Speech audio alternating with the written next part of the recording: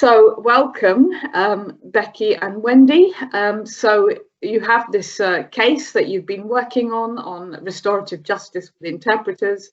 Would you like to tell us a bit more about this case?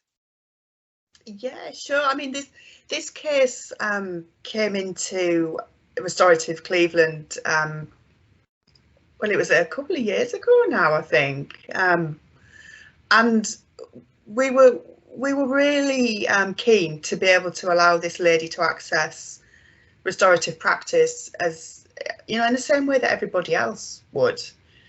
English wasn't her first language. She was actually from Lithuania, and she also had a lot of additional needs around being in a domestic abuse relationship. Her children were involved with social services as a result of that.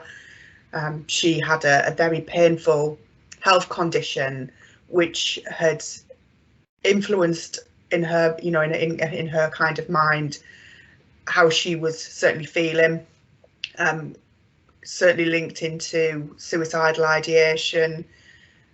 And given the relationship that she was in, it culminated in this offence where she'd actually then, someone had called an ambulance for her. She'd been very abusive to the staff and essentially damaged a defibrillator, which is obviously a very expensive piece of equipment, but had also, you know, like I say, been abusive towards the staff who were in the ambulance at the time. She was given an out of court disposal. Right. So, you know, it was felt that given her lack of criminal history and her needs, that it was appropriate and proportionate to be able to give her a disposal that would keep her away from prosecution, divert her away from that route. But we needed to be able to help and educate and support her around what had happened. So she was actually part of the Divert scheme in Cleveland, which is led by, it's commissioned by the Cleveland Police and Crime Commissioner, and it's led by Community Rehabilitation Company, which is essentially probation, and has members of Cleveland Police who are instrumental in making that service, you know, work as well as it does. Restorative practice is integrated into that model, so every person that comes onto the scheme is offered the opportunity to engage in restorative justice. We picked that up, and we're able to utilise an interpreter from the offset. So as part of the initial rapport building, the initial assessments, the consent explanations, everything was done with the support of the interpreter, the Lithuanian interpreter, who was absolutely fantastic, very much part of the process. And again, like making that communication come to life. So by the time we'd completed all the assessments and we were, you know, quite happy that this was suitable in terms of her motivation to engage, at the same time we'd been working with Wendy, who is the risk officer for the North East Ambulance Service, and we're able to kind of proceed with organising a direct meeting between Wendy, who was representing the voice of the paramedics involved, incorporating their direct feedback, you know, into that process.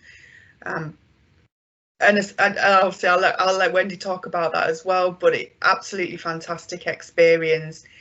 In terms of barriers to that, whilst the language could have been a barrier, I think because we'd been able to build rapport and have the same interpreter providing that consistent support, she too understood what the process was about. She understood every aspect about what we were trying to achieve and the aims of restorative practice in terms of making amends and being constructive and looking for a way to repair harm.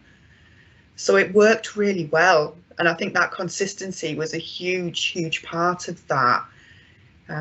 Certainly in terms of, you know, I think support for the lady involved. I think she'd had a bit of a distrust that had kind of developed from her local experience of engaging with the NHS.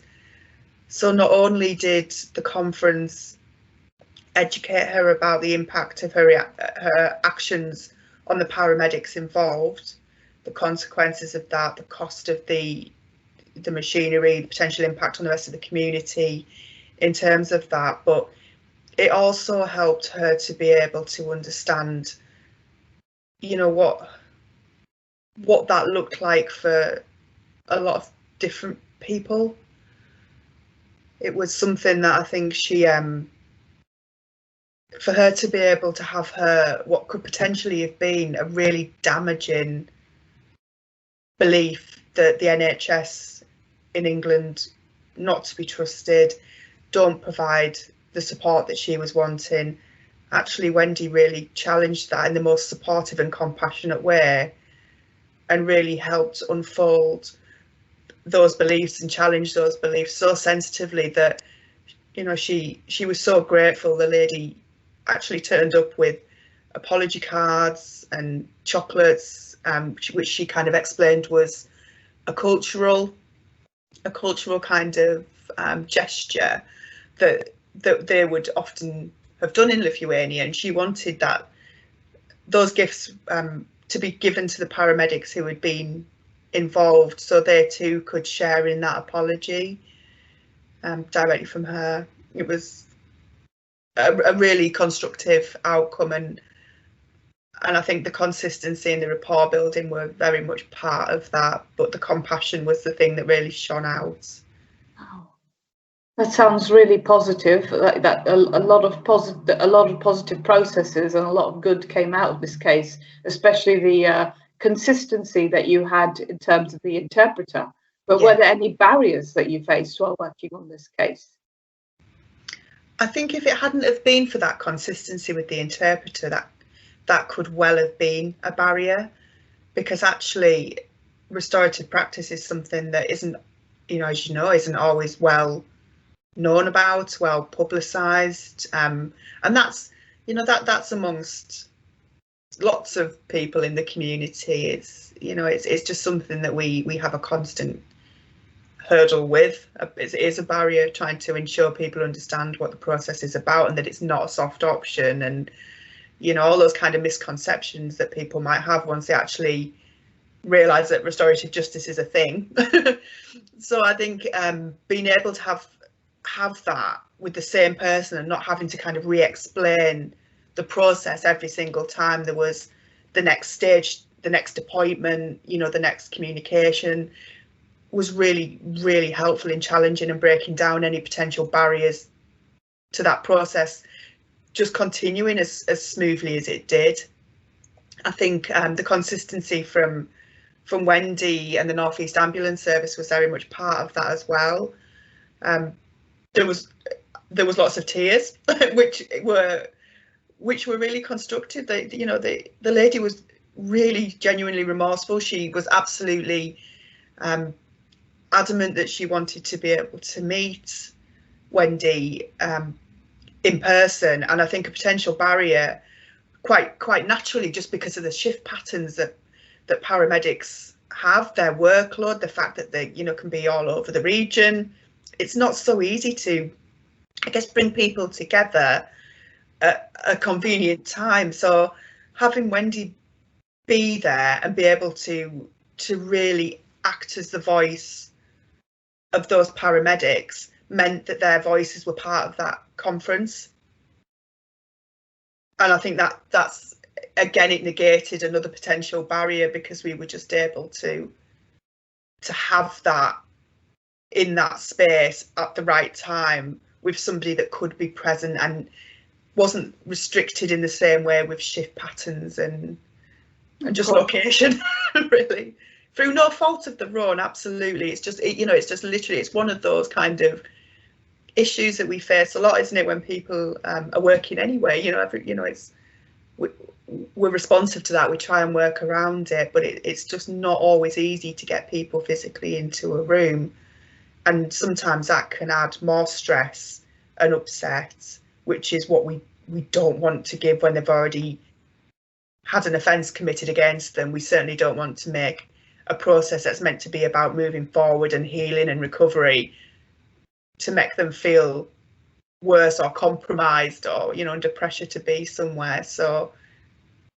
I think there's always a solution around it, and I think the responsiveness of the North East Ambulance Service has been wonderful in part, you know, in building what's a great partnership, but just meaning sure that the people in our community in the North East are getting this equal, accessible opportunity to engage in a process which actually could be really, really beneficial for both. Absolutely, and the process that it sounds like other parts of the country would do well to imitate, really, because as I said to you before, I hadn't really come across any kind of RJ intervention with ambulance staff. So this is it's really positive, and it sounds like the outcomes for everyone involved were really positive. Could you say a bit more about the longer term outcomes for the lady involved and also the ambulance staff? Well, I'll let Wendy explain a little bit more about the ambulance staff. I think in terms of the lady, she got some support from well, she was getting support from social services. She was getting support from her divert support officer, who was wonderful and is actually the designated kind of point of contact for dealing with women who have more complex needs. Yes. So she was able to support the kind of process of doing that holistic assessment. And as part of the charity that I work for, which is Safer Communities in Cleveland, I manage the restorative justice provision of Safer Communities, but we also have a victim service called the Victim Care and Advice Service, and we were able to signpost the lady to them as part of the process because she needed some kind of security support, really, just in terms of the other issues that were happening in her life. She'd already been referred to a domestic abuse support service. She knew how to access that. That was done from her divert support officer.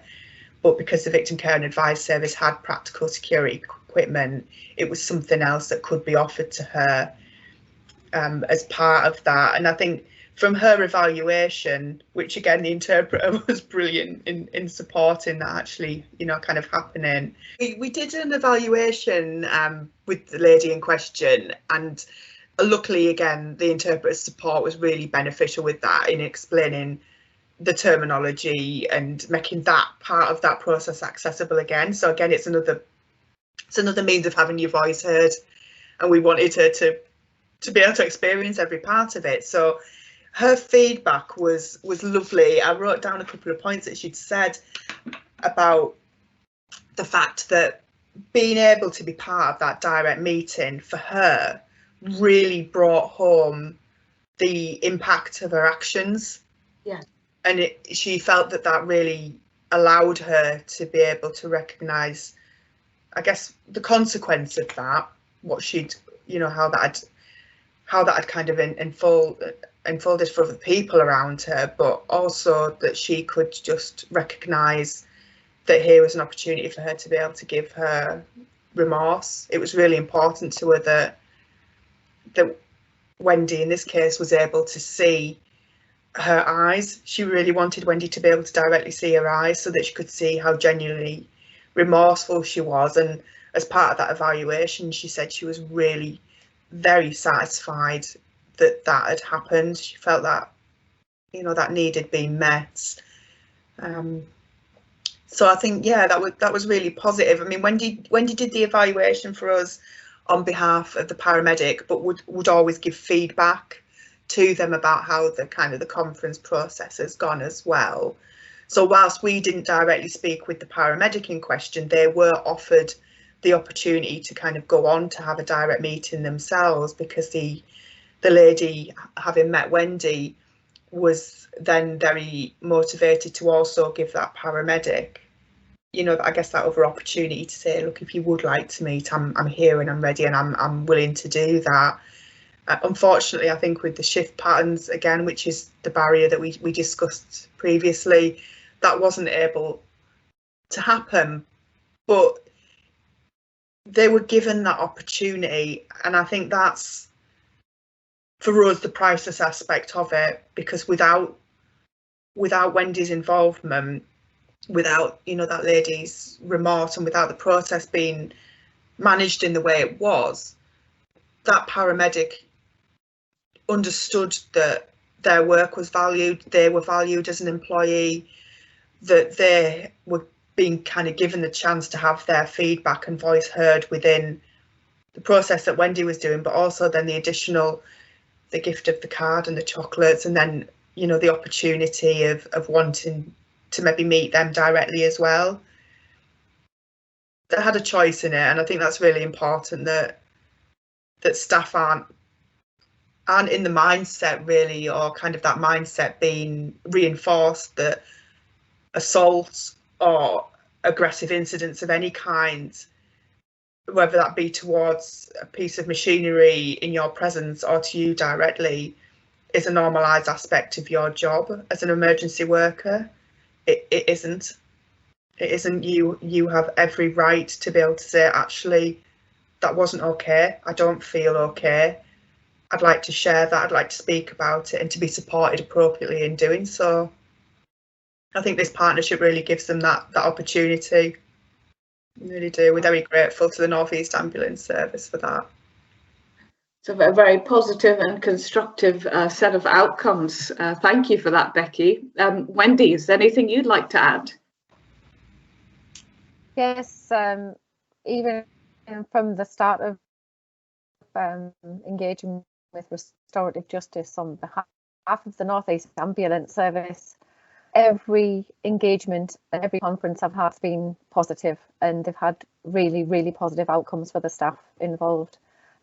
This case in particular, I couldn't express how much actually meet the lady, and it was so emotional, and the fact can you hear me? The fact that when we went in the comments, I went straight over and shook a lady's hand, because I didn't want her to feel that we were here to point a finger at her.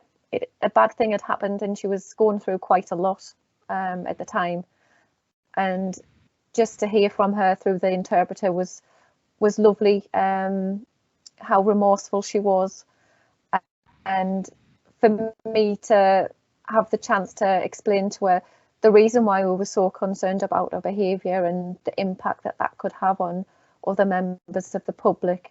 It was a learning experience for me, definitely, and for the lady, I believe. And it was, I just can't promote it enough. It is such a healing process, and the staff members, although they were unable to meet the lady again at a request after the conference, they were so happy that she was getting the help, and she was signposted by the Divert team and Becky's team into getting some help regarding her, you know, a domestic situation, and it was satisfying for them. Us as a health service, obviously we look after patients, and although we do face, you know, our staff do face quite a bit of violence and aggression increasingly, it is nice and heartening for them to know that this person is healing and they're getting the right help that they need. When this patient ever encounters our staff again, she won't be afraid to ring for an ambulance, you know, to think, what have I done in the past? The lady knew that whenever she needs us, we'll be there, no matter what's happened in the past, which was quite nice to get, you know, put forward to the lady. And I think these sort of conferences highlight that fact, that, you know, this one incident, and how can we learn from all. How can we prevent that person getting, because we just send out ambulances, we take patients to the outpatient appointments, we do out of hours doctors calls, We also provide the one-on-one service, so we want patients to know their service, this opportunity to do that sort of thing, and still to signpost people to other care and other help that they might need. Absolutely. Gosh, that sounds really positive in respect of the long-term outcomes for this woman, that you were able to signpost her to the help that she needed to resolve the issues that were going on at home. So it sounds like a really set of really positive and constructive outcomes for everyone involved, and the consistency of the interpreter was key in this case to ensuring a successful RJ process. So thank you so much, both of you, for speaking about this case with me today. So we've had Becky Childs from the RJ service in Cleveland and Wendy Prophet from the North East Ambulance Service. Thank you both so much. You're welcome. Thank you. Thank you.